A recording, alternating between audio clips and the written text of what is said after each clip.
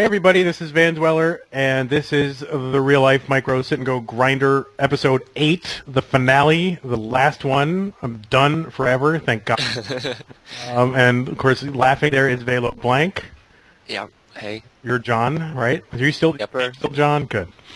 And this episode is entitled Remission, which I guess is when, you have a disease and it doesn't show any more symptoms, they put you in remission. Is that what remission is? Yep. Yeah. Sounds good to me. Yeah, we were going to call it discharge because that's what, what happens when you get sent home from the hospital, but I didn't really want to call the last episode discharge, which just sounds disgusting. So far in the series, let's see, the first episode we went over some sort of pre-game stuff and stuff about playing sit and goes as a career and professional attitude. And let's see, along the way we did a few sweat sessions, a few session reviews, and so forth. So, for 6 out of the last 7 episodes, you've been pretty much under the microscope. And that's a lot of pressure. So I want to sort of take the pressure off you a little bit by not evaluating anything you're doing. So that whole part is done. Okay. And we've done a lot of looking at your game, figuring out where your problems are, fixing those, kind of throwing a few tricks in, and it's all been sort of gameplay stuff with the occasional bit of theory that kind of, niggles its way in the discussion as needed. But we haven't really done any sort of, really theory-intensive session at all, and which is fine, but I think that it's actually really an important thing to do, but see, the thing is, a lot of the students that I coach, all they want is stuff about, all right, what am I doing wrong? Where's the gameplay? Where's the, this hand? How should I play this particular hand better? Which is fine as far as it goes, especially if you're a losing player. I mean, if I can sort of, tune up or tighten up what a guy is doing, that's hopefully it'll stop the bleeding, and then he'll start to at least break even or maybe even win. But I think to go sort of that extra step, where you actually know what you're doing and why. You can't just look at individual hands in a vacuum or even just a whole game. I mean, you have to sort of know some of the theory behind it. And I know that you have read, the Moshman book, and you've probably watched other videos on Deuces Cracked, like mine, and, of course, AMTs and things like that. And those are all good as far as they go, but I think they're all still fairly, beginner stuff, even, as good as they are.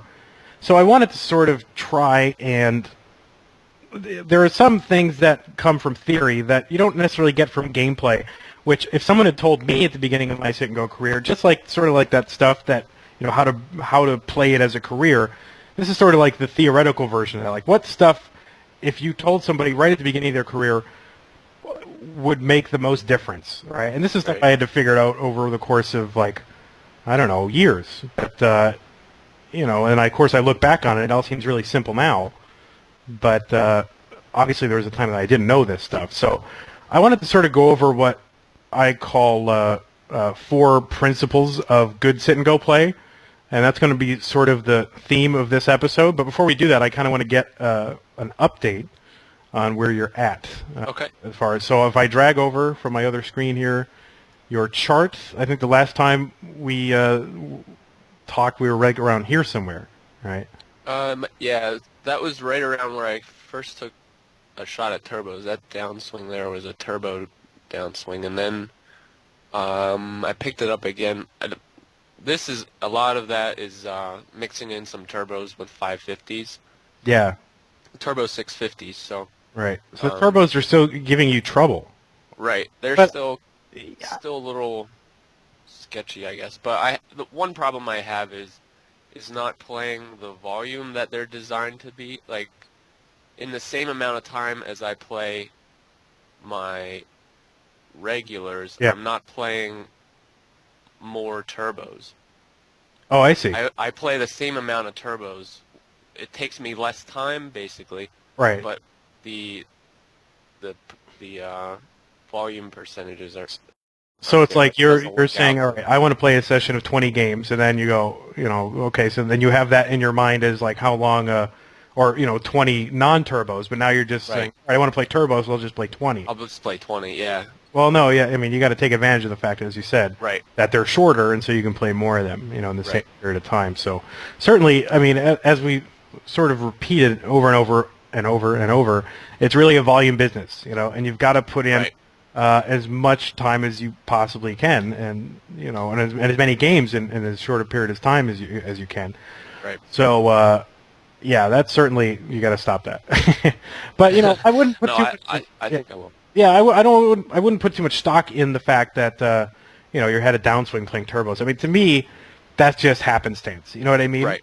But that's what Yeah, happens with players. It hadn't happened to me the whole time I was playing, so I kind of expected it at some point. Yeah.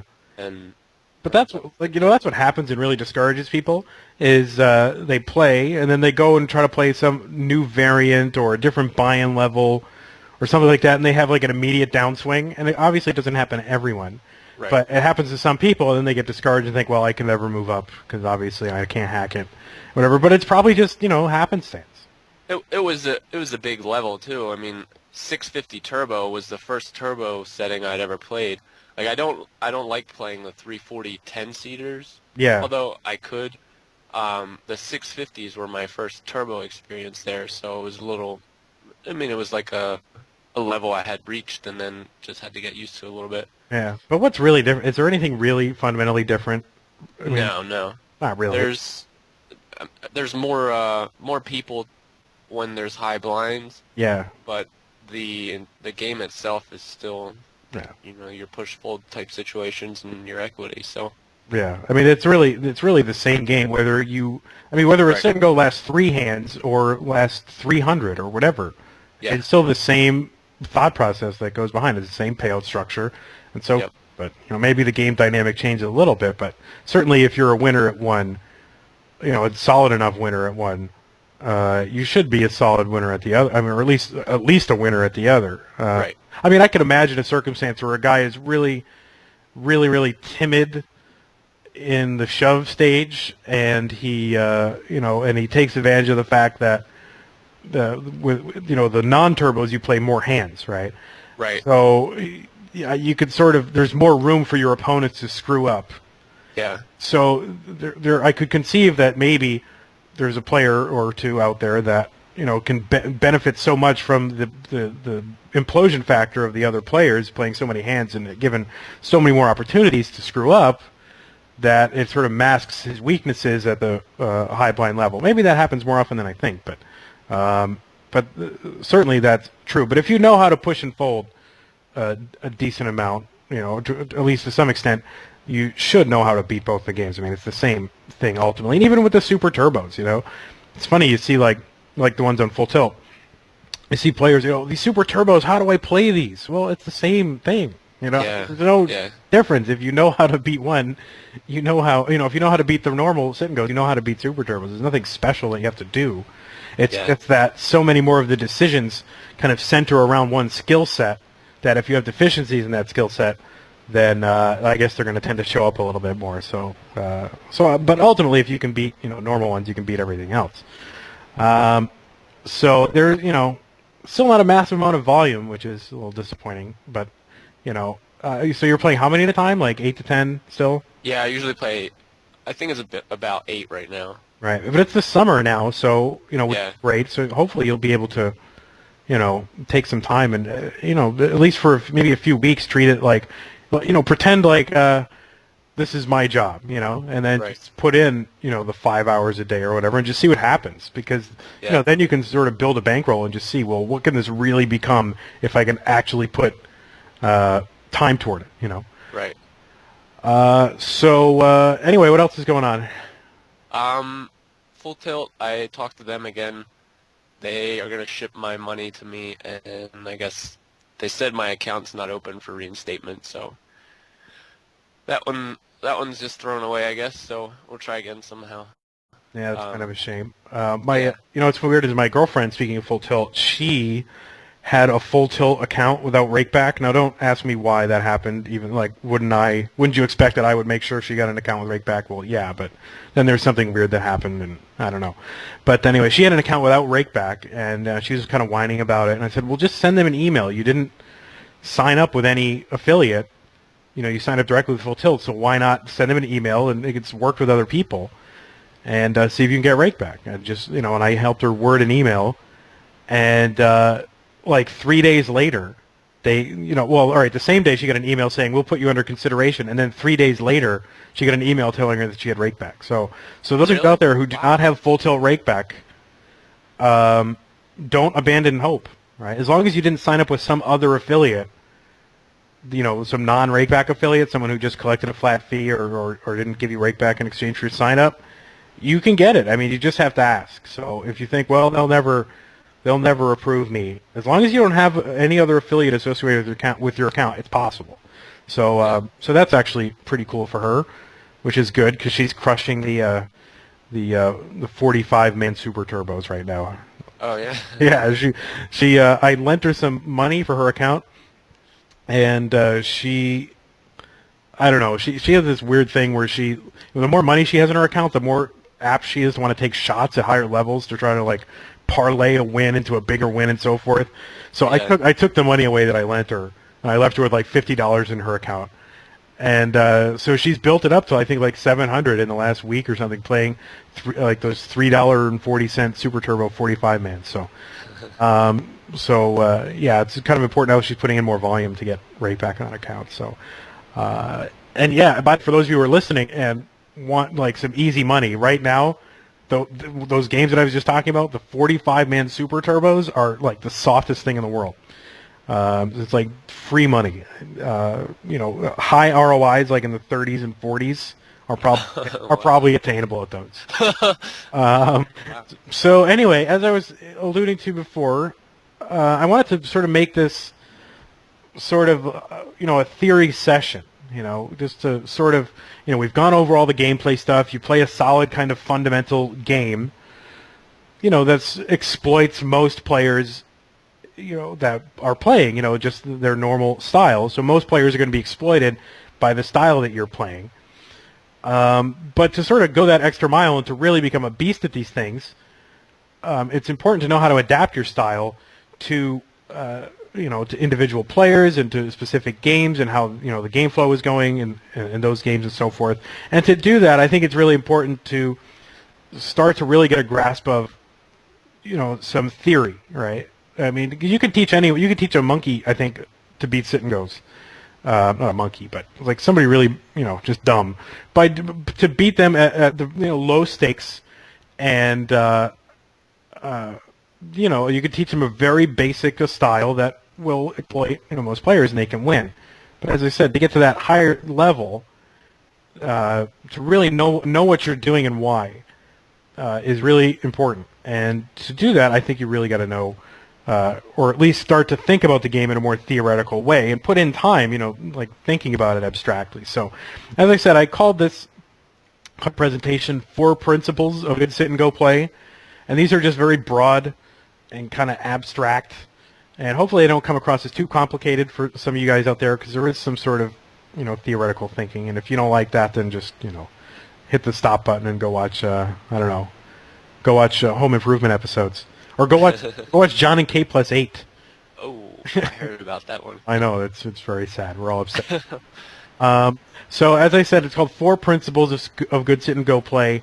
I don't claim that these are the only 4 principles, and nor do I even claim that these principles couldn't be condensed into 3. So I mean, these are just 4 things that I think are important, and if there are more than that, well, that's okay. And if you think some of these overlap, then that's okay too.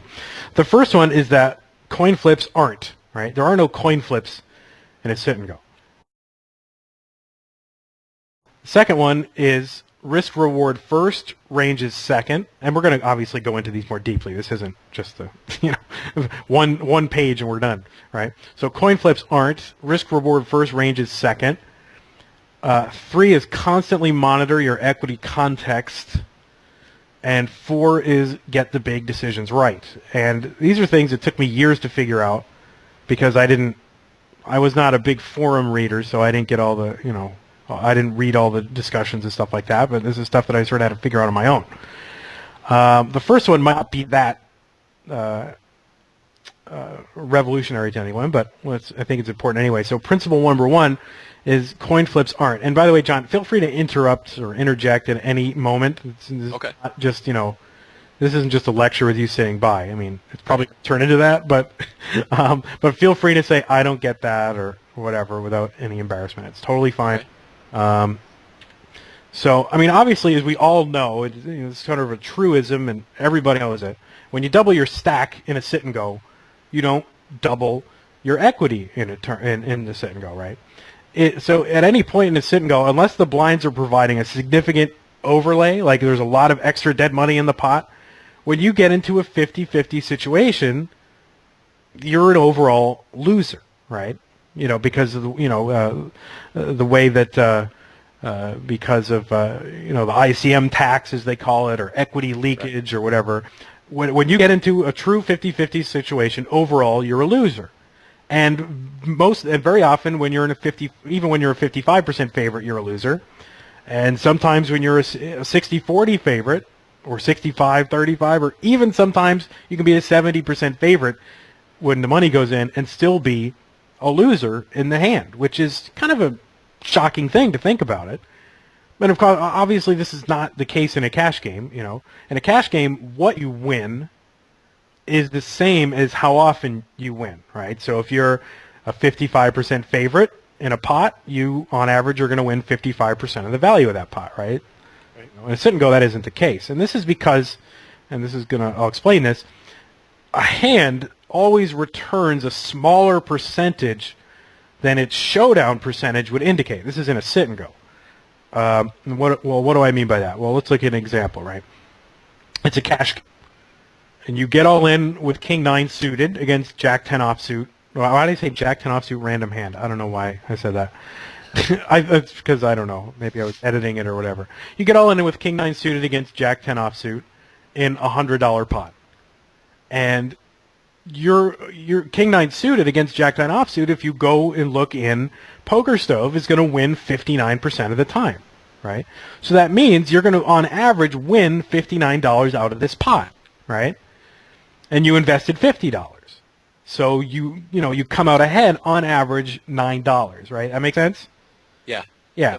So your hand has an ROI as well. We tend to think of the term return on investment, or ROI, as being a property of a game, right? Like or a series of games. Like I have a 10% ROI over the course of 500 games or whatever. But return on investment doesn't just mean that. I mean, it's a term that's borrowed from like investing, right? So your purchase of an individual stock can have an ROI. Really, any investment opportunity can have an ROI, and that includes individual hands. Now, in this case, your hand's ROI is 18%, and we can see that very easily because you invested 50 and got back 9, which is the same as investing 100 and getting back 18. So, I mean, if you can sort of see the math on that, your hand's ROI is positive. It's 18%. When you invested the $50, you had a return of 18% or $9, right? Mm-hmm. So, but let's look at that same situation at a certain point in a sit and go, right? Let's say it's 4-handed. And it's a 9-handed sit and go, and you all have equal stacks, right? So if you all have equal stacks, and there's 4 people left, you all have 25% equity left in the tournament. Does that make sense? Yep. You all have the same. There's only 100% equity in the tournament, so therefore you each have an equal share. That's 25%. You get all in, again, with King 9 suited against Jack 10 offsuit, and you say, yeah, I'm ahead. Right? You fist pump. With a fist pump. with the fist. I always love that fist pump. Yeah, you do a fist pump, and you shout alone, in your little room, in your closet. In my apartment. Or your closet. I'm ahead. Yeah, I'm ahead. But if we do the math out on this, 41% of the time, because remember, you win 59% and lose 41% of the time in a showdown way, 41% of the time, you're going to lose your entire 25% equity in the tournament. But in 59% of the time, you're going to win 12%. Well, how do we know that? Because I looked at Sit and Go Wizard, and I saw that, when you doubled your stack in that situation, you went from 25 to 37. Okay, I mean, you just look in Sit and Go Wizard, and you can set it up so that you double your stack and leave 2 equal stacks, and you'll see that you have 37% equity. So when you do all the math out on that, though, 41% of the time you lose 25% equity, and 59% of the time you gain 12% in equity. That, if you do all the math out, on average you're losing 3.17% equity, and you know, in the tournament on average. Whenever that play happens, that's your average loss. And of course you invested your 25% equity in the tournament, right? So your hand has an ROI. It doesn't matter what it is. I mean, in this case, it's negative 12.68. But you can see that your hand, because the risk reward is set up in a different way, your hand has a negative return, right? It's an overall losing play, even though you were a significant favorite at Showdown. You're supposed to win 59% of the time, and yet you're an overall loser. So therefore, very often in a sit and go, you have to realize that you can be ahead, quote, but also behind at the same way. Ahead in terms of how often you win, and behind in terms of what you actually win. And I don't want to skip ahead because I want to keep explaining that. It's very important to sort of distinguish between how often you win something and what you win, right? If I said, it's like, well, let's see, it's the same as any other gambling situation, right? Like, say, I don't know, there's a certain sports team which is a 2-to-1 favorite to win, right? Well, does that mean that you can? That doesn't mean that. How do I want to put it? That's only how often you're going to win. If you bet on the underdog, you're going to win 33% of the time, right? But imagine there was some weird bet where, of course, this is how sportsbooks make their money. But the difference between what you win and how often, say you had to bet 1-to-1 on that underdog, right? Say you bet 50 and your potential return was $50 on top of that. Well, obviously, how often you win is different from what you're winning, right? So, because how do I want to put it? Well, anyway, those two things don't have to be the same, but in a cash game, they are, because the only thing that governs the risk reward context in a cash game is how often, if you win, just like that first example, if you win 59% of the time, on average, you're going to win 59% of the pot, and the pot is always the same. Those additional $9 you win, each one of those dollars is the same as the dollars that that are in the pot. They don't skew, they don't change. $1 equals $1, but it's just not the case in a sit and go. So you always have to remember, you don't want to shout, "I'm ahead," just because your hand is going to show down a winner more often. It's totally irrelevant. Really, the ahead part is the part that just doesn't matter. The part here where it says behind, in terms of what you win is much more important, because we're trying to win money. We're trying to increase our equity, increase our percentage in the prize pool, and therefore how much actual money we win. We're not trying to show down the best hand as often as possible, right? It's totally irrelevant. Where's this 3% coming from? Oh, up here. Average, you lose 3. Well, if you just do this math out, like if I open up let me try to open up a document here. I'm just trying to think of it in terms of the underdog. What that means for him, for his we can do all that out. But where did I get that 3%? As the favorite, right? Well, all that is 41% of the time, we're losing. We're going to be negative 25%, right? Right.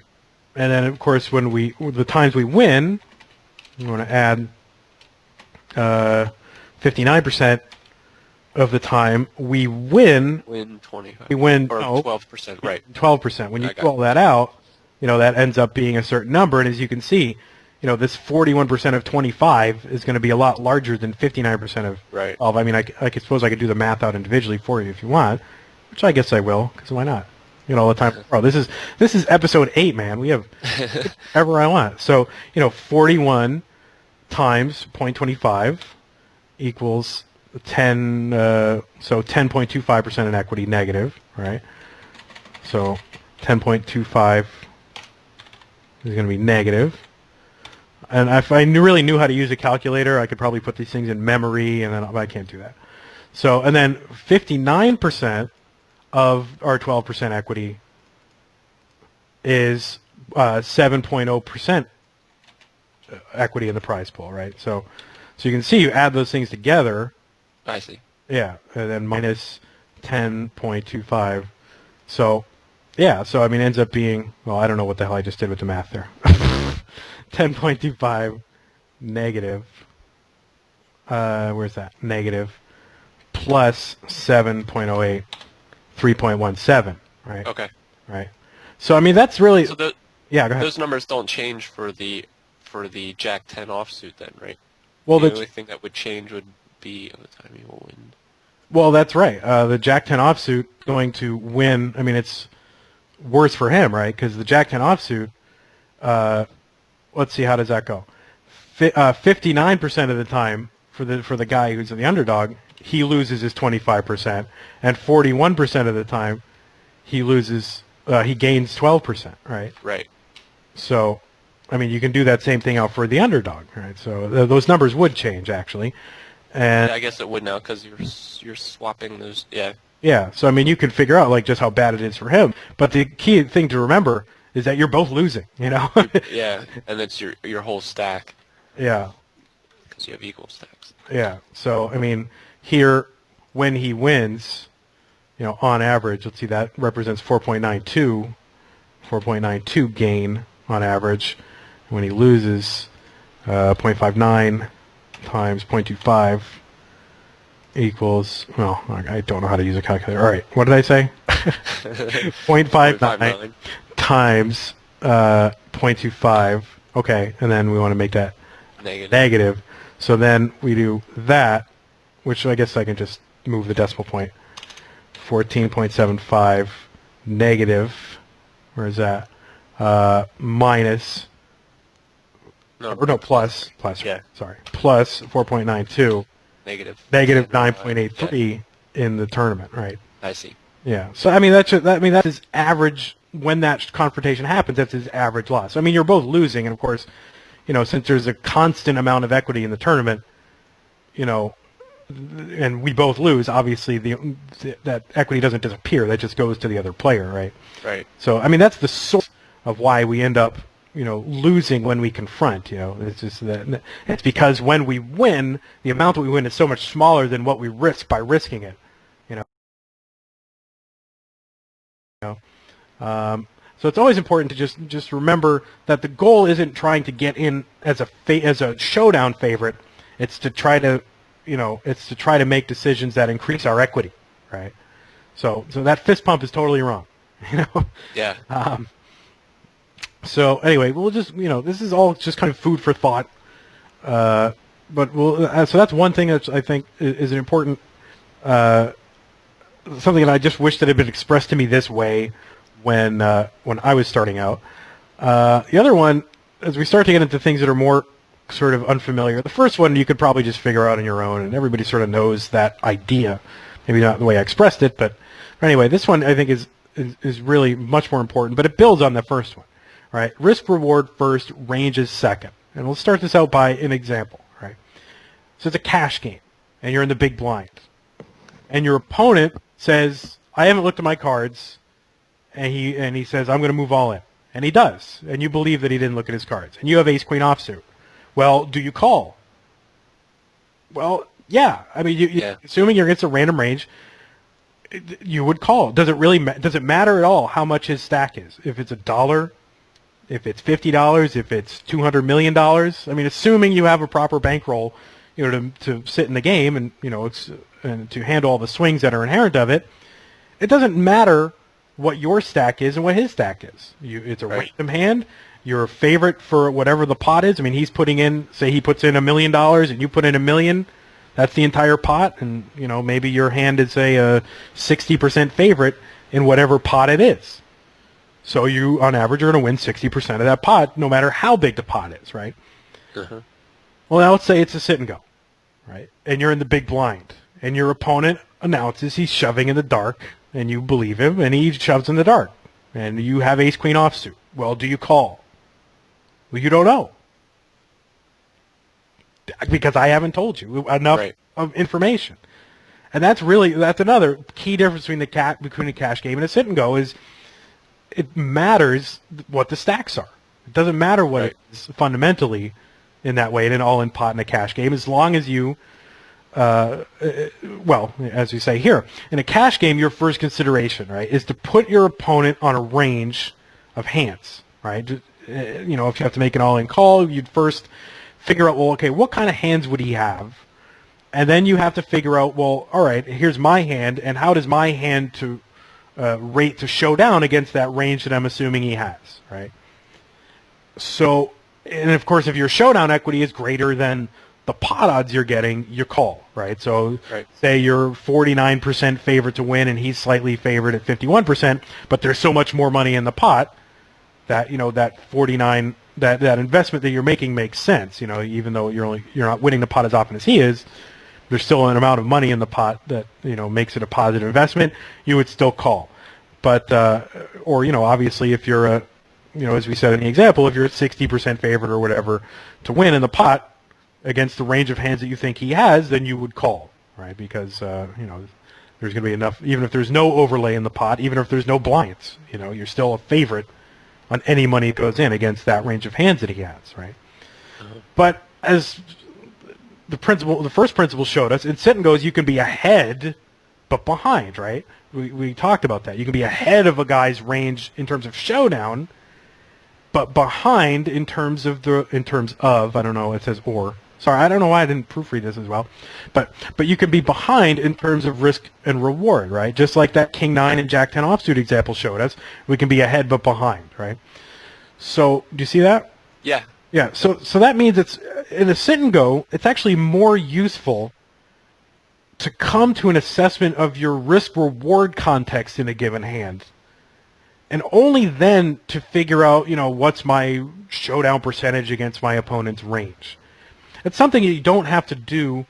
Here, let me go back. It's something you don't have to do in a cash game, because $1 equals $1, right? When you put in $50 to try to win $100, that $100 has, dollar per dollar has the same value as the $50 you risked. So, you're risking 50 to gain 100. So you only need to be a 33% favorite, right, on the money that you put in.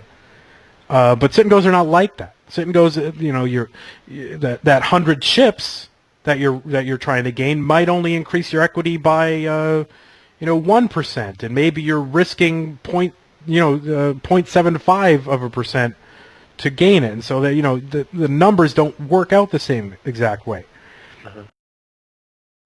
Now, as I said, it's important to try to first come to an assessment of your risk reward context, and I'm going to explain this in a given hand, and only after that to try to work out, well, what's my showdown percentage, right? Because very often your risk reward context, how skewed things are, how delicate the situation, or how bubbly it is, if you want to use that, will easily exclude the hand that you're playing from even warranting further analysis. So to exemplify this, all right, let's say, again, it's sort of standard example. It's four-handed and a nine-handed sit and go, and you all have equal stacks, just like before, right? Your opponent shoves on you, and you have ace-2 offsuit. Well, let's consider ranges. Let's consider the range approach first that you might use in a cash game, right? In a cash game, you'd say, well, ace-2 is, a pretty strong hand, but what's his range? Is he a tight player? Is he loose? What is our hand's actual... All right, so we've, settle on a range, but what is our hand's showdown equity against his range? Like how... Say we, think he has a certain range of hands. Well, how does the poker stove thing work out when we run our ace-2 offsuit against the range of hands that we're giving him? And apart from ICM, how wide does his range have to be to make a call? There's all these considerations that have to do with how often does my hand show down.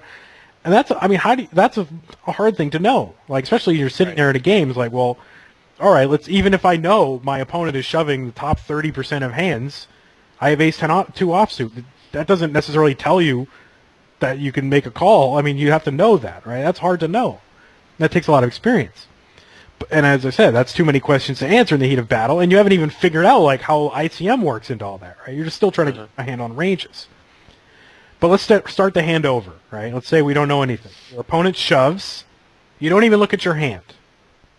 But you happen to remember from this slideshow that we're doing here that if you lose, you're going to, because you all have equal stacks, and, you all have it's the bubble, and so you all have 25% equity. You remember from this that if you lose, you're going to lose 25% equity because you remember that, right?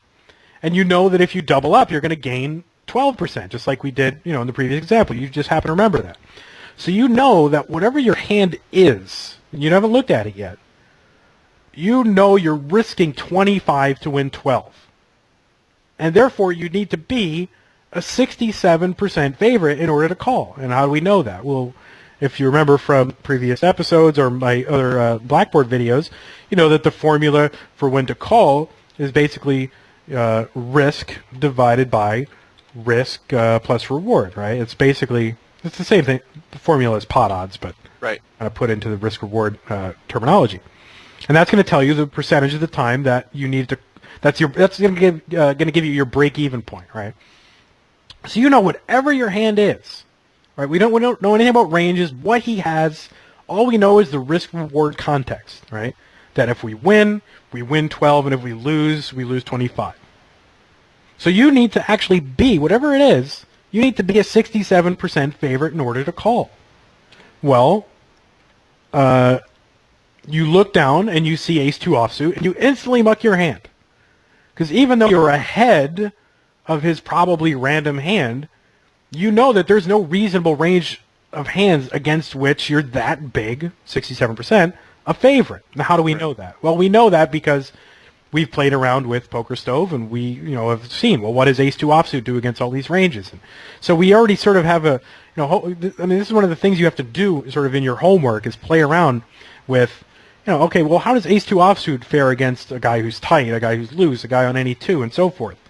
And if you run the numbers, there's no reasonable range of hands he could have that were 67% favorite, right? So we just instantly muck. We don't have to know about our range. We don't have to analyze, well, is he on top 30? Is he on top 15? Is he on any 2?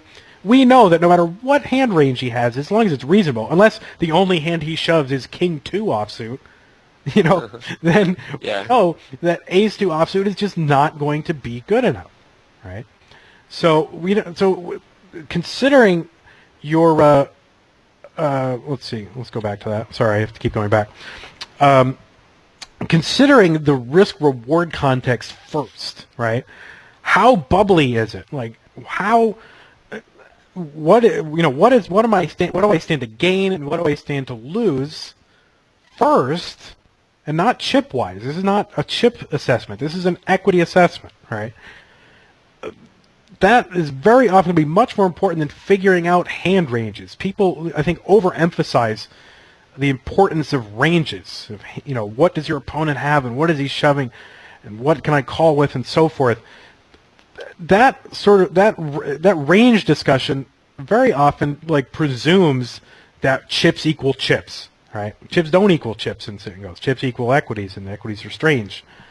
So it's going to be really, really important to understand your risk-reward context first to see if you should even consider getting involved.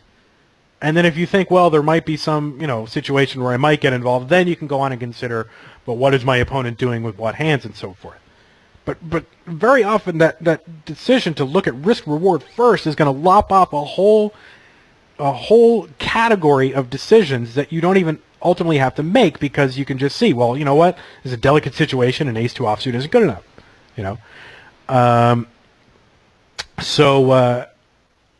With that being said, principle number 3 is called constantly monitor your equity context, right? And this is going to call back to some of the stuff I talked about in my Flying Blinds video. Am I going too fast? Is this all making sense? No, it's real good. Is this stuff all obvious to you, or is this, No, not for number 2. I don't think it was that obvious. Yeah. I really like that one. All right. Well, since we know that it's advantageous for us to look at risk reward first before looking at ranges. And ranges just is another word for showdown equity. It makes sense that if we are constantly reassessing our equity context as often as quickly as possible, we can make our actual decisions faster and more accurately, right? If we can just look at a situation and know, okay, get a sense of what our equity context is, then we can make really good decisions, but really fast. Just like, in the sense that the advantage of this, of course, is why does it matter how quickly we make a decision, right? Well, because we want to play as many sit and goes as possible, right? We want to not just play our 10 for the day like you do. We want to, play as many as possible in a given period of time, right? So accurate and quick decisions is important. Whereas like in a cash game, say you're only playing say you're at a live table, right? Making a decision that's quick doesn't really matter so much. But in this business, being quick is important, right? Right. So now, of course, a lot of the stuff kind of reiterates some of the stuff maybe I went over Flying Blinds, but maybe from a different perspective. But so, at the table, when we see, all we're given is chip stacks, right? And they're just arranged in a certain way. This guy is 3,000, this guy is 2,200, this guy is 600, and so forth. So, the real key is going from chips to ICM equities in the heat of battle, right? And of course, ICM equity comes from this really huge equation, which you can't really do, while you're sitting there and expect to do it at any kind of speed. So, and I don't know why that's a question mark. That should be a period. Well, that's the big trick of sit and goes. And the people who win in sit and goes, that's really bothering me. I'm going to edit that. I thought you were asking, well, what is the big trick of sit? No, that is. See, that's a period. There. So now we'll go back. Or an exclamation mark. Well, I could. Hold on, my computer's really being a bitch. All right. Well, that is the big trick of sit and goes. It's trying to figure out how we go from chips to ICM equities, right? And the people who are winning at sit and goes, whether they know it or not, whether they know any of this stuff or not, the people who are sit and go winners are the people whose decisions with chips most closely mirror the thing that's really going on underneath with equity, right? Those are the people who are winning, right? Is the people who are making chip decisions, but not based on chips. They're making them based on equity, right? Mm-hmm. So I'm not going to tell you all, I'm not going to make a list of all right, if the stacks are this way, your equity's this. If the stacks are this way, the equity's this. But I can tell you, just some clues, and if you've watched that other video, maybe you can sort of figure this out. But the way that I sort of came across, all right, that video, what I did is I just looked at a bunch of different chip stacks, and then I tried to figure out, well, how do they relate to what the underlying equity reality is, So what I did is this. The first thing I noticed when I came up with all this stuff is I noted that, all right, well, if all the remaining players have equal stacks, they all have equal equity in the tournament, right? And of course, the total equities in the tournament is always 100%, right? There's always 100% of the prize pool in the prize pool. It's just a fixed, that's what it is. So, for example, for a 9-handed sit and go, right? 9 players each with 1,500 chips. You have 1/9 of the chips. 1/9 of 100 is 11.11. And another example, say 6 players. I could have done 8 and 7, but I didn't have enough room on the slide. 6 players each with 2,250 chips have 1/6 of 100%. And this is what you start to do. You start to say, okay, well, what is, if I'm 6-handed and I have 2,250 chips, I'm probably going to be somewhere around 16.67. And, if people have more than that or less, then my equity gets adjusted otherwise. This should be a process that's somewhat familiar to you from that video, right? Where, we established how many, how do we do it? We did, what place you are in, and then how that related to a certain number of equity. And so again, if you have 4 players left, as we said through all these examples, you're each going to have 3,375 chips and 25% of the equity, right? A quarter of 100% is 25%. If you have 3 players each left, you have 4,500 chips, 1/3 of 100 is 33%. 2 players left with equal chips, 1/2 of 100% is 40%, That's weird.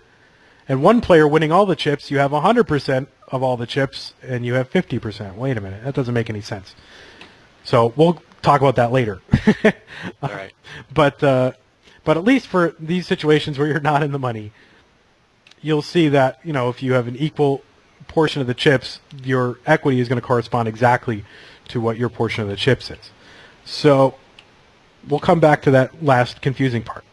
So your equity in the tournament is, as I've said in the other video, it's overwhelmingly determined by what place you are in the tournament. And why is that? Well, that's sort of the very nature of the ICM equation, right? When you have the most chips, you have the greatest chance of finishing in first, and that's sort of, assuming equal skill and all that. Assuming assuming no player has an advantage and you're all sort of equally skilled and so forth. When you have the most chips, you have the greatest chance of finishing in first, right? It's just sort of a basic assumption of all of tournament math. Right. And so, since your greatest chance of finishing in a place is finishing in first, and since most of the money is concentrated in first place, or the largest percentage of money is concentrated in first place, you're going to have, that's why you have so much more equity than everybody else. You're the most likely to finish first, and most of the money comes from first. And the same thing is like second place. If you have the second most number of chips in the tournament, most of your equity comes from finishing in second place, which doesn't pay as much as first place, which is why you have less equity than, which might seem kind of obvious, but, once you state it, but, I've never really heard this.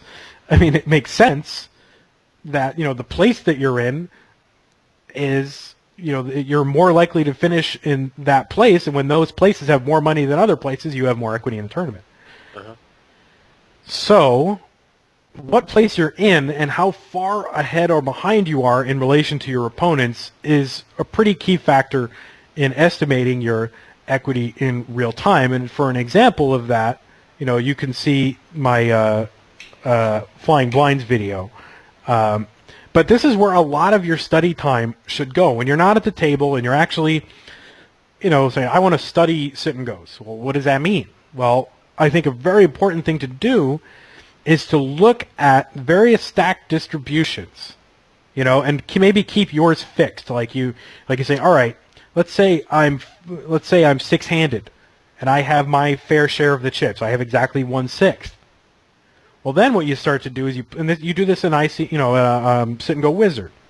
Then you say, well, what happens if one opponent has like a huge amount and another opponent has a small amount, right? Well, then you can start to see, how that affects your equity. Obviously, well, not obviously, but your equity is going to go up, because, when a player accumulates a lot of chips, he leaks equity to the table, because when he gains chips, they don't have the same value as the chips that he, the equity. He doesn't gain as much equity as chips that he gains. So therefore, he's losing equity to the table by having a larger stack. Not losing equity, but dollar per dollar.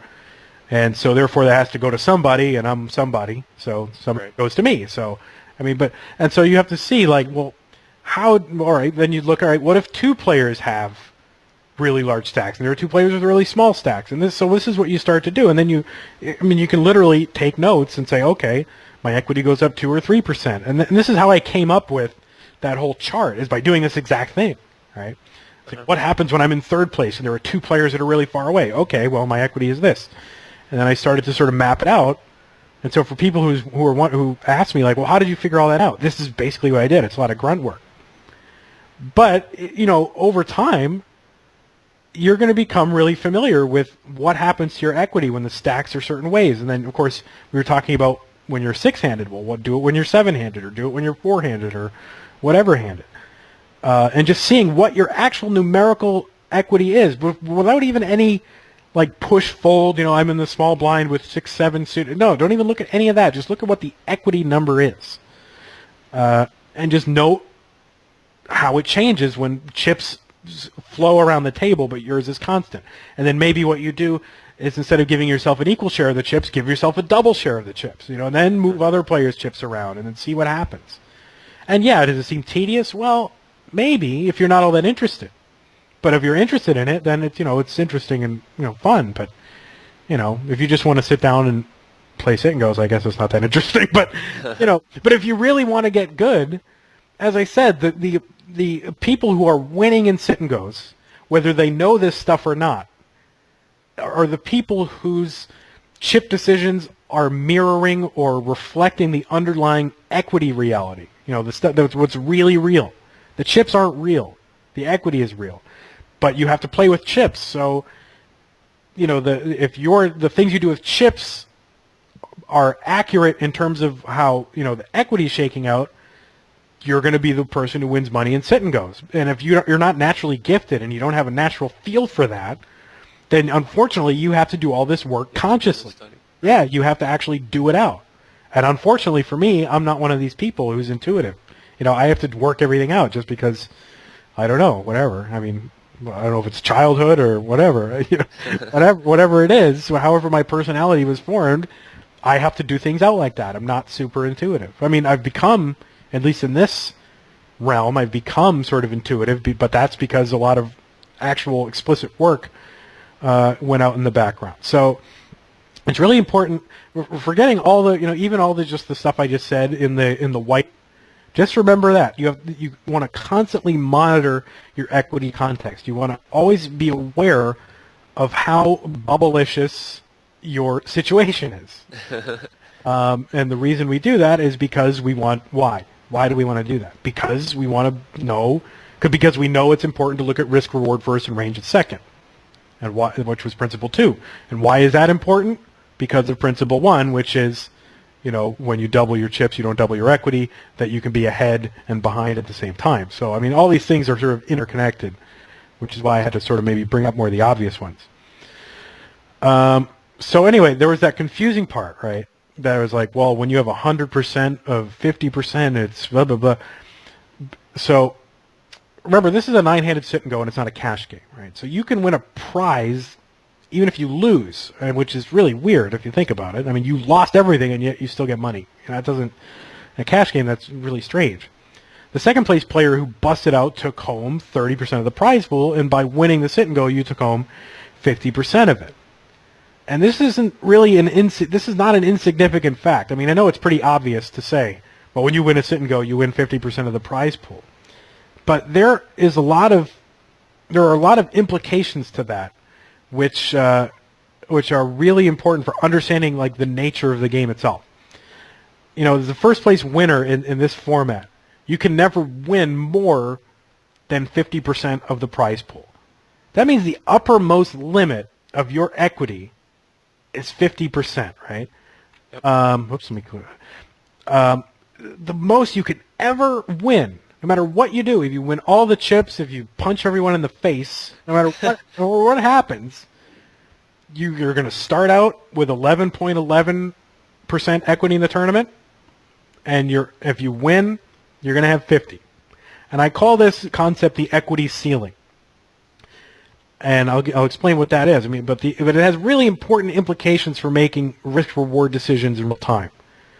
But it also has other importance too. Like, for example, like when you're trying to consider, like, all right, say you're really good at like the standard 50-30-20 scenario, right? You like the normal 9-handed sit and go that we're all used to playing. Well, there are other formats of sit and goes out there, right, that have lower first place prizes, or higher. Like a 6-handed sit and go is a 65-35 payout, right? Or the double or nothings have a 20% equity ceiling, right? Or a winner take all. Or a winner take all has 100%. You win everything, right? So the lower the equity ceiling for an individual type of game, for a category of game, for like a double or nothing or whatever, the more hand values get skewed. Like in Principle 1, where we talked about how hand values are skewed, where a hand's return is different than its showdown percentage. Well, the lower the equity ceiling, the more there's a disconnect between those two things, between what a hand returns and how often it wins. So And generally speaking, when you decide to get into a confrontation where an all-in is likely, you have to be more risk averse the lower the equity ceiling, because again, there's more of a disconnect between what you can win and how often you can win, right? Right. So for example, like here's the list of them. Like a 10-man double or nothing has a 20% equity ceiling. A 9-man has a 50% equity ceiling. A 6-man, 65%. When you're in the money in a 9-handed game, when it's 3-handed, the equity ceiling actually changes to 75% because some of the prizes have already been doled out, and we can talk about that. But needless to say, you should open up more when it's 3-handed than you were previous. And then a crash game or a satellite or winner-take-all or any kind of format where nobody wins except for the winner, that's 100% equity ceiling.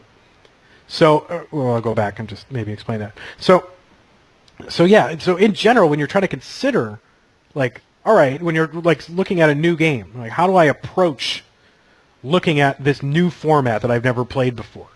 The first thing you have to look at is what is the prize for first place and what equity do I start out with in the game?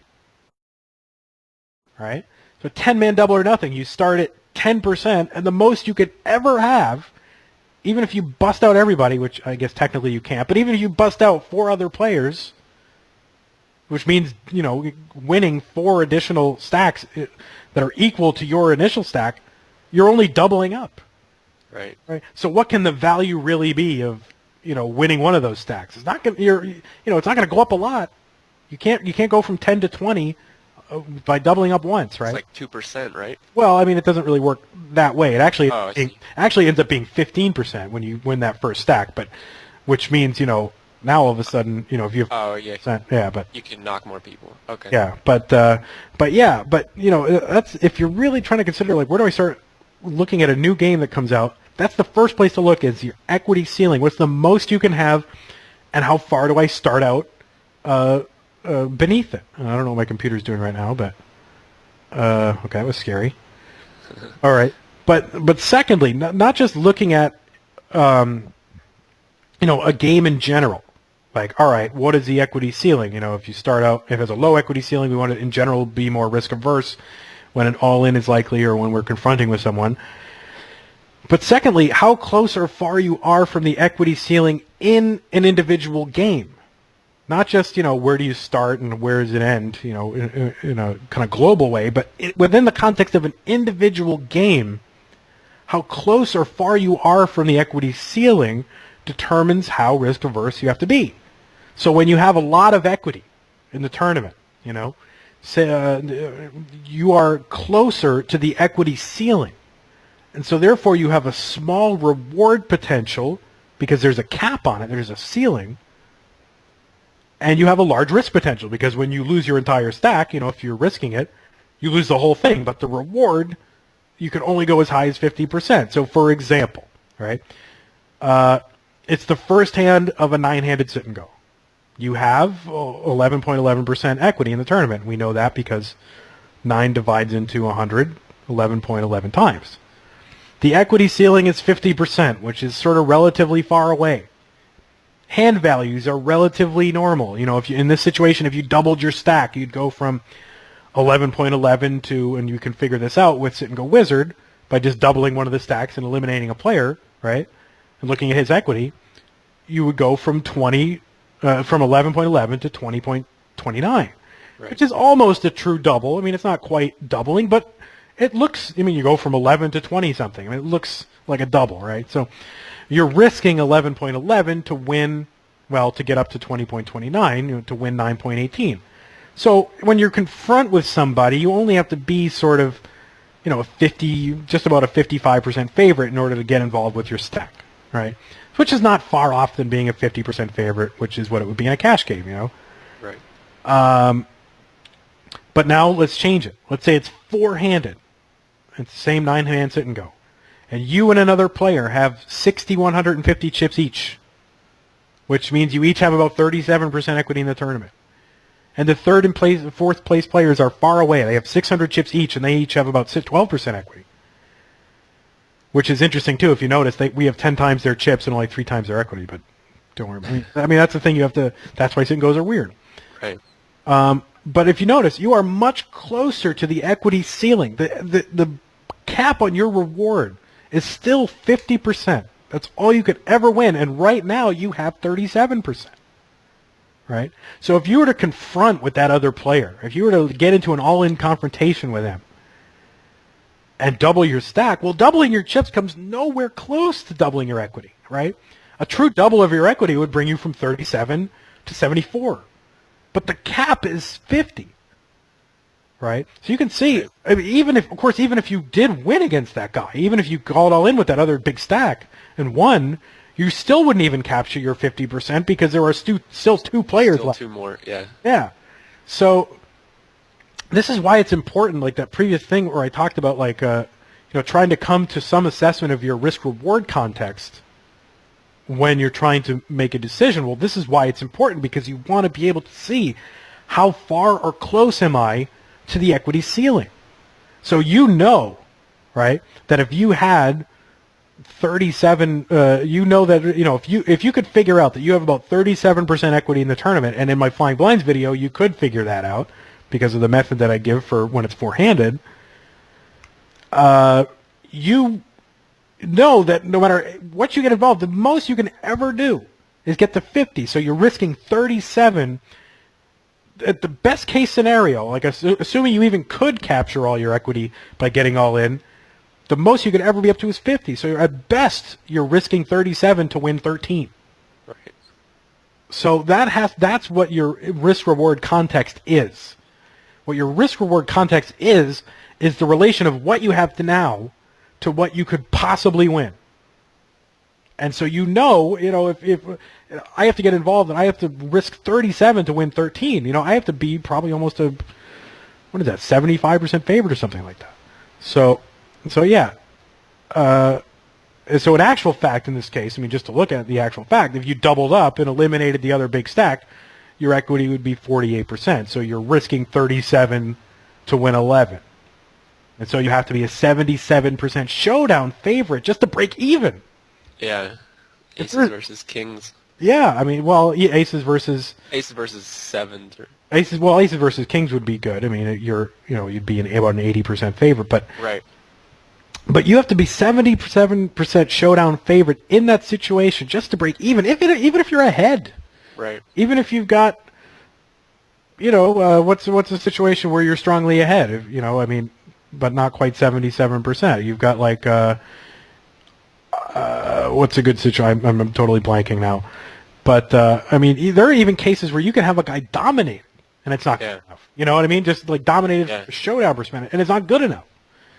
So this is why coming to an assessment of your equity context is so important first, because when you do that, you're going to, this is sort of that same process. You realize, well, I have to be this big a favorite, and there's no way this hand is a favorite, or that big a favorite against whatever range I'm up against, so I can just, not confront. It doesn't mean you wouldn't play a hand, because you can put that equal pressure on another guy if you're the first in. But, but if you just see overall, when you get all in, to break even, you need to win 77% of the time. That's a shocking fact. Right. And how does this make it so that it's not results-oriented thinking? Like let's say you're not first in, you need to call something off. Yeah. Call an all-in. Yeah. How can you explain to people that say, well, don't be results-oriented when you're thinking of this? This isn't... I guess I'm not following what you mean. Give an example. Like I'll have to come up with something afterwards, I guess. Okay. But, I guess I'm just not quite following what you're asking. Feel free to try to elaborate, or, you can be messy thinking. It's fine. I'll have to think about it later. Okay. That's all right. Yeah, no, just ask in the thread of the forum, or okay. That way, people can have a chance to weigh in, but right. I guess I'm just not quite, I'm sure there's some question there, but I just don't know what it is. But this is certainly the case when you're calling off. When someone shoves on you and you call off, this situation certainly governs that. It's a little bit different when you're the one that's the aggressor. But it's also important to remember, like say you have a hand like ace-5, and you are the first one in and you're shoving on a guy, and you know that if you happen to get all in with the guy, you have to be a 77% showdown favorite, right? No, even though you're the aggressor, if you end up getting all in order to break even in that situation, when he calls, not, forget the fold equity you might have, but when he calls, you have to be that amount just to show down, or just to break even. Well, if you have a guy that doesn't respect his equity context, that doesn't know how delicate the situation is, and is going to call more often than he should, well, that hurts you a lot, right? So you should be less inclined to confront a guy like that. So say you have ace-5 offsuit, and you're in this context, right, where it's 77% showdown favorite to win, where it's that previous example, right? This example here, 61-50 each. If you know a guy does not respect his equity context and is likely to call off as though chips equal chips, as though there were no equity context at all, and it was just, he was trying to decide if am I ahead or am I behind, then you can't shove as widely, right? You have to be cognizant of that, because he's hurting himself, of course, but he's also hurting you when he calls. Right. So you have to keep that in mind, and that's really an important way of gathering reads. To me, that's the most important read of all. Not that, this guy's loose or this guy's the most important read you can have on a guy is he equity aware or not? Does he know what he's risking? In this situation, if you shoved with whatever, who cares what you shoved with, and he called with, and in his range were any ace, he called with ace-5. Well, you know that this guy has no idea what he's doing, right? It doesn't really, a guy's loose, a guy's tight. To me, that doesn't tell me all that much, because you can be loose and tight early in a sit and go, for example, and both of those can actually be winning styles. But because I do think you can actually play a loose style early in a sit and go, but I won't get into that because it's controversial. But that doesn't tell me as much, how often he plays a hand and so forth, as that one hand where he shows me that he has no idea what he's doing and he doesn't understand his equity at all, right? Mm-hmm. You see a guy like this, it happens all the time on the bubble. You'll shove, and a guy will call you with Queen Jack of hearts when he's in second place and he's got a lead on a couple of guys. This happens all the time, and not that you could never call with Queen Jack of hearts on the bubble, but there are certain situations where it just can't be right. Right. And he does it anyway. Well, that's an important read to have on a player, and it tells me a lot more than just his ROI or shark scoping or whatever, because that just says he's a loser. It doesn't say why he's a loser. This says why he's a loser, Right. So it's the whole point of this is it's important to be able to, on whatever level you can, get an assessment of how delicate, or if you want to call it delicate, or I call it bubbly because, I don't know, I'm a preschooler, your equity situation is, because that alone can guide you to a correct decision without even realizing what the hands are. So anyway, yeah, we said that, and we said that too. As you put in more homework and get more experience, doing so is going to become second nature.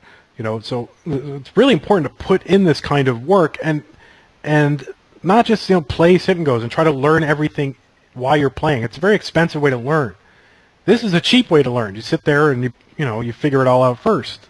So anyway, it's that concept of the equity ceiling, which is really, really important. Just knowing, for example, in a double or nothing, when you make that first double up, you get 15% equity, right? So say you double up and another player doubles up, right? So that means there's however many players are left, 8. And right. You could you have at the first double up you become 15.63% somewhere in there equity. So the most you can ever win is 20. So if you had to confront with that other guy, you're risking 15.63 to win the difference between that and 20, which is 4.37 or 4.37. 3.3. Whatever it is. Yeah. Yeah. 4 point something. So you're yeah. risking basically 16 to win 4. Right. So that you have to be an 80% favorite. Now, there's almost no situation where you're an 80% favorite. Right. Maybe aces against pocket pairs will sometimes be 80 to 81%, so forth, and so that's about it. So Right. if you're calling off with a non-pocket pair, you're probably not doing it right in that situation. So that equity ceiling could be an important guide to how, in general, to play. This also worked with like the steps too. This is how I analyze the steps. Like your equity ceiling is a lot of the steps is about 42%, but then once you get in the money, then it changes to this and that, and that's what you can do actually. I don't want to give away too much because I have a whole series coming up with issues like this. It's going to be 8 full episodes of all this, which I'm sure a lot of you are really excited about because it's boring. If this is tedious to you, then sitting through 8 episodes of this is going to be like torture. But you don't have to watch. But that's what you can do. When you're, like I alluded to earlier, that when you're in the money free-handed. Whoops, I'm back. I don't want to skip to 4 yet. Where was that list? There it is. I alluded to that, like a 9-man in the money, three-handed with 75% was your equity context. Well, how'd I figure that out? Well, when you win, the payout structure is this, 50, 30, 20, right? When you win, or I'm sorry, when you get into the money, all the players are guaranteed to get payout 20, right? 20%. So right. We subtract 20 from each of these, right? 20, and we're left with 30, 10, and 0, right? Right. So 30 and 10 is what the reward is for first. Now 30 is the reward for first, and 10 is the reward for second. And so the ratio of those, if you wanted to make a percentage out of it, is obviously this is 25%, and this is going to be the rest of it, 75%. So that's how you would play even though the reward is 30 to 10, you would play as though it's 75-25, right? Okay. So that means in general, when compared to a 50% equity ceiling structure, you would be what? Looser or tighter? You would be tighter. No, you would tend to be looser, right? Oh, looser because it's more like the cash game, right? Yeah, the closer you are to 100%, the more like a cash game the risk reward contexts that are possible are. Right. So you could play comparatively looser. When someone shoves on you, in general, and everything else being equal, you can call more loosely. Whereas in a double or nothing, you'd be a lot tighter.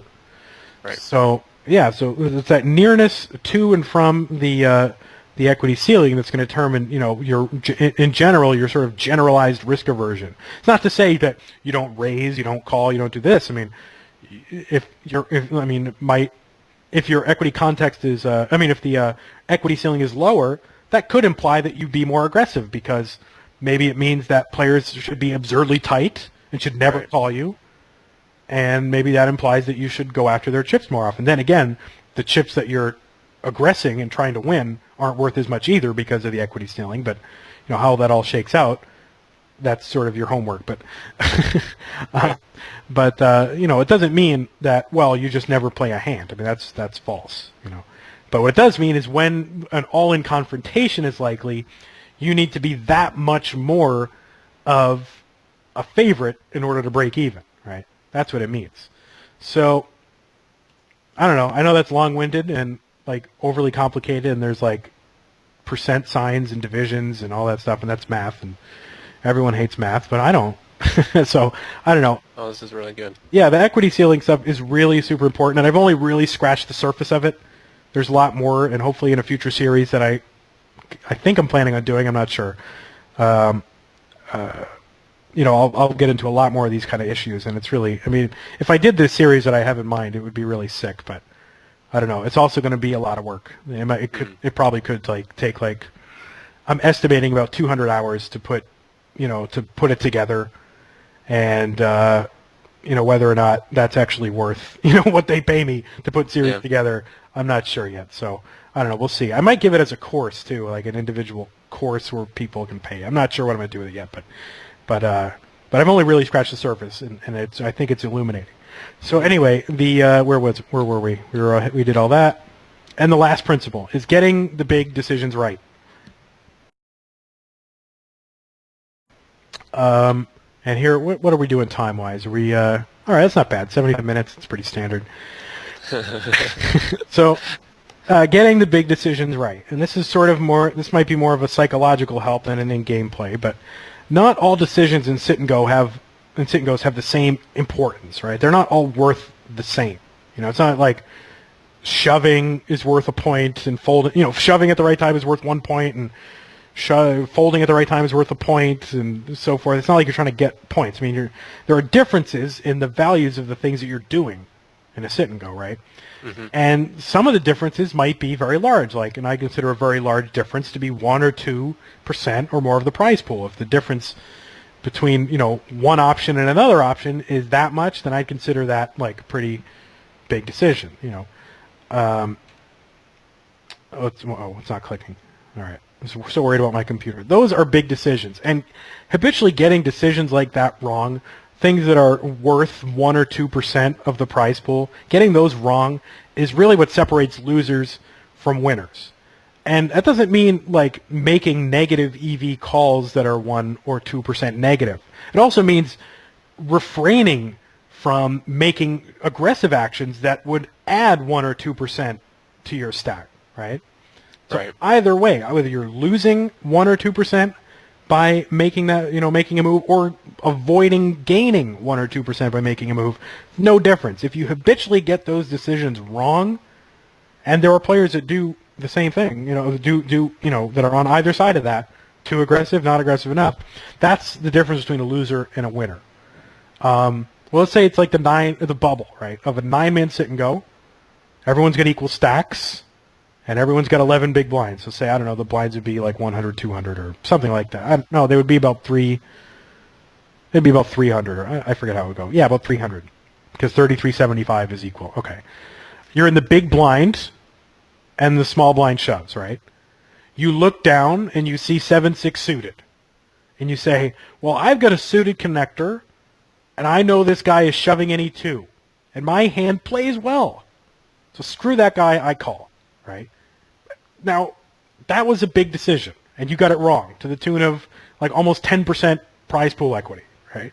But players who think like that are real, and they're big, giant losers. And it's not so, but that way of thinking, it's not so, foreign that you could never see yourself doing that. I mean, maybe when you just started, right? Imagine when you just and a guy shoves on you, and you're like, I know he's got nothing, and my hand plays well, right? Because you always hear about suited connectors play well against big pocket pairs, and so forth.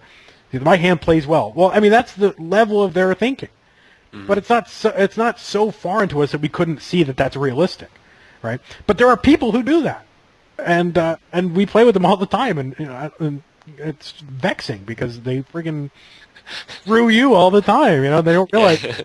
I guess they're trying to screw you, but they're really screwing themselves. But not all decisions are like that. Not every decision you make is a 10% of the prize pool decision, and some of them are really marginal.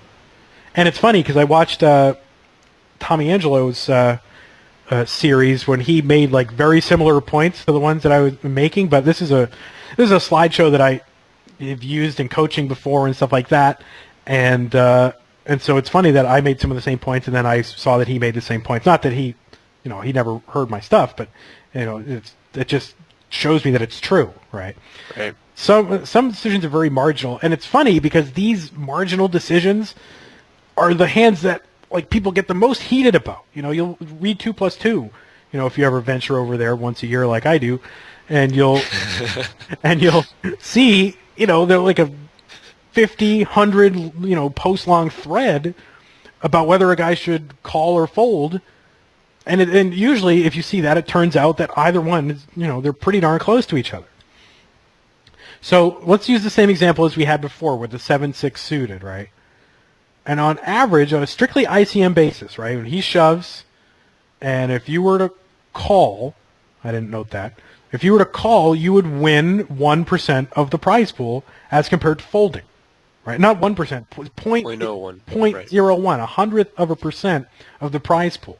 That is not a big decision, right, at all. And in the long term, your average equity in the tournament hardly changes at all. And it's a real truism. People agonize over, oh man, the close decisions. You got to get the close decisions right, Well, you don't. The closer the decision, in actual fact, the less it matters what you do in the situation. If you call with the king-queen offsuit, guys will say, like after the hand happens, they call with the king-queen offsuit, and they lose or whatever. And they say, oh, it was a close decision. I got it wrong. Well, I could have just folded, they say. I could have just folded. Well, yeah, you could have just folded. Either one would have been the same. Just because one of them, leads you to, preserving your stack, and one of them leads to you risking your stack, the value of the two things are the same. It doesn't, I guess variance, it increases variance, to call as opposed to fold, but if you're properly bankrolled for a game, you shouldn't care about variance, So the closer the decision, the less it actually matters what you do. But people sweat, the close decisions. I really got to know, right? So in these kind of cases, when it's close, when you have a good feeling that it's close, when you sense all right, I'm not quite sure what to do, and usually you can get a sense of that, God, this is close. I'm not. Usually that sense is pretty good. Mm-hmm.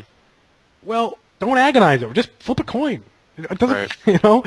Either decision is correct, and this is just from a strictly ICM basis.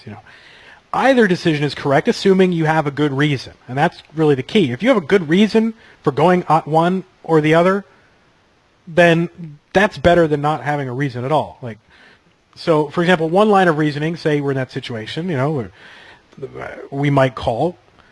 Let's say we have a loose caller on our left, right? A guy shoves on us, but we know that, we have to decide here. But let's think about our game in a global way, right? So you have a loose caller on your left, and he's not going to let you steal blinds, right? You might also have a loose stealer on your right, and he's never going to give you a walk. So you might say, all right, you know what? This is a halfway decent opportunity. ICM says it's pretty even, but it's a pretty bad scenario I'm in right now, and this could be the best that I could possibly do, where I can make a decision that brings me up to, say, 22.5% equity overall. Whereas if I, fold, maybe my equity gets degraded because I never get a walk and I never get to steal and the blinds are coming around and so forth. This might be my best chance to make, to gain a little EV, so you decide to make the call, right? Because your table situation is so bad. That's okay. Now another line of reasoning in the same hand, with the same players' tendencies, whatever, right? Everything's the same. Might lead you to fold. You might say, you know what? I have an overall skill advantage over these guys. They've made some really stupid plays against one another.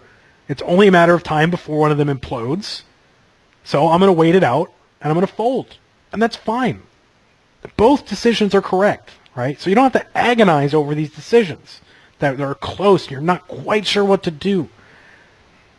Both decisions are right, even though the stack setup, the players, the risk-reward context, it's all the same, right? Mm-hmm. Both decisions are right. So, let's go back to that before I discuss that. So, you don't have to agonize over these things.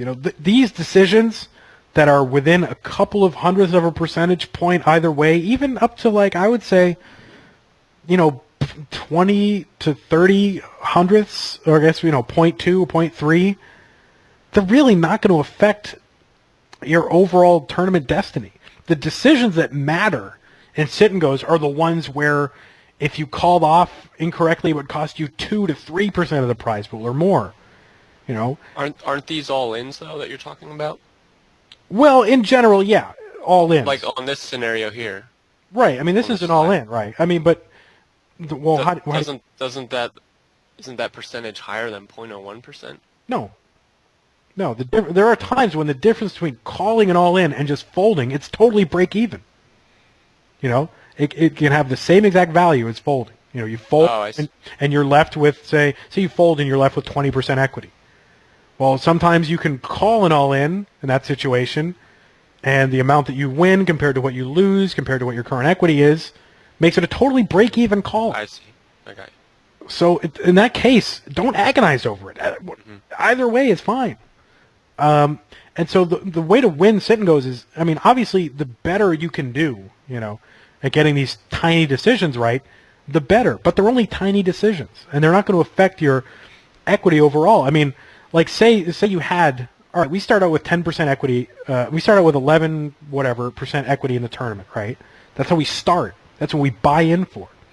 Now, your ROI, if you think about your return on investment as we normally think of it, not where I talked about it before, but as we normally think of it, your ROI as a sit and go player overall might be, say it's 10%. Well, that means on average you're increasing your equity from 11.11 to 12 point whatever, 12.222 or whatever. Mm-hmm. So 0.01 here and there is going to have some effect, but not really going to affect you all. Maybe it'll turn you from a 10% player to a 9.9% player. Right. But there's so much ambiguity in the situations that exist that you're never going to know 100% whether what a guy's range is and exactly, and or even the math. You might not even know the math, or what your table situation is. This guy's about to get a phone call, and he's about to take his attention away from the table. You don't know that. There's so much ambiguity, but that affects your equity in the tournament.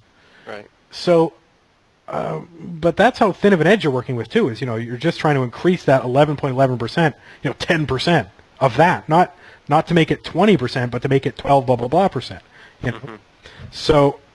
So anyway, it should give you some sort of reassurance too that, say you get to that situation with the 7-6 suited, right? And say you are new at sit and goes and you screw it up. Well, we always think about when you make a decision that you end up losing and you end up busting out of the tournament. We think of that as, I just lost. It cost me my whole tournament. Well, it didn't.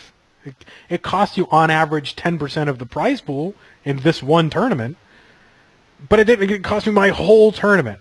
No, your whole tournament at this point was 37%, and on average, this just costs you 10% of that. Which you don't want to do that, But if you do it, you don't have to beat yourself up as I keep making these decisions that cost me my whole tournament. And people think of their whole tournament. Well, no, because sometimes you win. So right. So no decision that you make or no bad move that you make is as bad as you think it is. Just learn from it and move on. And, what else are you going to beat yourself up over it? You can't do that. Because ultimately, it's really the big decisions that matter, So, if you're consistently getting the big decisions right and you're doing a fair job at the close ones, where it's within, a couple of tenths of 1%, if you're doing a decent job at the close ones and you're getting the big decisions right, you're probably going to be good enough to beat the game overall.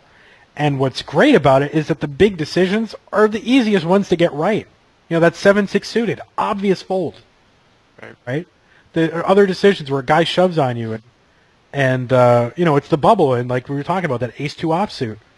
If you're an unthinking player, maybe you would call with the ace-2 offsuit, but as you start to, get a little bit better at sit and goes, you realize, well, that would be a big loss, right? So, but in general, the big decisions, the ones that are the ones that swing your equity either way, in big places, are the ones that you have control over, and they're the easiest ones. Now, that doesn't mean that, all right, you make a correct decision and you lose, and you say, well, that was a big decision. Well, I mean, I guess it was because it cost you, quote, your whole tournament. But in terms of averages, it's not really that big a decision. So the bigness of a decision isn't, am I losing my entire equity in the tournament? It's, how large is the gap between between making the right decision and making the wrong decision on average, right? So that's pretty much it. I mean, we've gone 88 minutes, so I think that's probably enough, which is good because I ran out of stuff anyway. But I mean, those 4 principles, which, so you click to exit presentation. Let me go back to the 4, just the first page there. Those 4 things, while they seem simple, there's actually a lot to them, and if you could really fully understand and know these things, hold on, my computer's so slow right now. When you're starting out, these are the things that bad players don't understand, and not even bad players, but beginning players don't understand these things. So if you can understand those, then you're going to be way ahead of the game, and you'll be a long-term winner for life, probably at any stakes, as long as you keep trying to improve. Mm-hmm. So that's pretty much it. I mean, I know there's a lot of info, but I wanted to get that out there because, look, face it, it's a video, so you can watch it 2 or 3 times. So, but I at least wanted to put that stuff out there, and this stuff is kind of a preview of some of the stuff in my book that I think is interesting, and some of the stuff in my upcoming series that I think is interesting. So I at least wanted to get that out there, so I don't know, people can think about it. It looks really good, and I really liked it. Yeah, I know I'm got a lot of verbiage, but so anyway, this is it, man. This is the final few minutes of this series, and then you never have to deal with me again, which is probably the best part of this whole thing for you.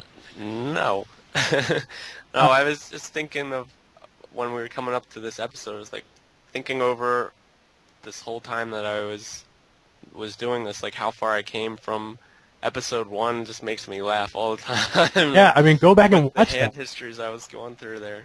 And you took a lot. I have to. It was really unfair. Some of the heat you took and some of the comments you took for that first episode, because it's a really brave thing to come out and just expose yourself for not physically, but in terms of your game. It's a really brave thing to expose everything about your game over the course of 8 episodes, which are an hour and a half long, so like 12 hours, of just totally laying yourself out there, and your mistakes are your mistakes, and letting everyone see it. And all those people who, like were criticized or thought, oh, this guy's terrible, or, even worse, they were saying, well, I guarantee you first of all, they probably weren't even as good as you are when you started. And second of all, because if they were, then they would understand that everyone starts, where they start. And second of all, I don't think they would have had the courage to come out and, lay themselves bare for 12 hours. So for that, I really do want to thank you for your participation in this. Oh, sure. It was a hell of a lot of fun. There were some ups and downs. There was one episode or so that someone didn't like, but, too bad. Whatever. I think there was one episode that got really poor rating, and I think if you look at that episode in the context of the overall series, it's good. But maybe as an individual episode, well, whatever. But people who are coming to this like a year from now and watching this series, I think will appreciate it. But whatever. So anyway, I really do want to thank you for doing this. Now, is there anything else you want to ask me? Because I'm never going to talk to you ever again. And you are banned from even talking to me ever. No. No, there's not. So you know it all now. Well, I was just going to say, like, after the first episode, after you gave me the rules and stuff, I was waiting for, like, one more episode where you're like, all right, I'm just kidding. Like, here, you can limp all these hands and stuff that I was playing before. But it really, the math behind it, I didn't really understand until a little later in the series. And then this episode definitely brought it to my attention about the ceilings, and it's so much different than a cash game in certain instances there that you just need to it's like you need to learn differently to play a sit and go. Yeah, it's not even close. And I'm just finally starting to realize it. I probably have to like drop down in my tables just so I can concentrate a little bit and like think through some of the things we just went through. I would do some homework outside, but yeah, for sure the homework. I wouldn't necessarily say drop your tables, but I would once in a while drop your tables and just really hyper focus. You know what I mean? Right. Like for the most part, because look, we're trying to build up your bankroll and make some money and whatever, and you can't do that if you're just playing 2 tables at a time all the time trying to improve. Right. So you're good enough certainly with just your sort of exploitive gameplay style that you have to go and beat those games 10 at a time and fairly, automatic. But right. Once in a while, I would say it's a good idea, and I do this, just play 1 or 2 tables and just really focus on everything that's happening at the table and do that, for one session, here and there, maybe a couple times a month. And I think it's really important. I mean, there are guys in there that'll never do anything like that because they think they're good enough because 2 years ago they were good enough, and even though their win rate is going down, just like everybody else's, they still think they're good enough. But, I think there's no substitute for continually trying to improve yourself and not just resting on your laurels. And part of that is going to mean, maybe doing some things that you don't necessarily want to do, like play 1 table. You might think it's boring, but, if you think playing 1 table is boring, you're right. It is. Yeah. But only if that's your attitude. If you go into Right. it saying, I'm going to observe everything at the table, I'm going to look at everything that happens from the perspective of risk-reward. I'm going to think about equity ceilings, how close or far I am. I'm going to start to think about opponents' ranges and what their risk-reward context is, and if, does this player understand his risk-reward context or not? Acquiring reads. Well, then one table can actually be really, illuminating. So, Right. I hope that, kind of, I mean, I don't know really what this all summed up to, except that, you started out really bad, and now you're doing well, and I don't see a reason why you shouldn't continue to improve and do well and move up in levels, as long as you remain committed to, both playing and trying to understand what you're doing. Right. Anyway, Yep. do you have I any? want to thank everybody too for watching and posting and talking to me. I talk to a lot of players on Skype now, and it really has helped my game out. So I just wanted to thank everybody, and definitely you, Van, for helping me out. So. Well, Thank you. I do what I can. But Yeah. all right. So anyway, I think that's going to put a wrap on it. So I want to also thank everyone for watching and for all the questions and comments and everything that everyone's had. And I don't know. I'll see you soon in some other episode of something or other. So All right. for now, bye-bye.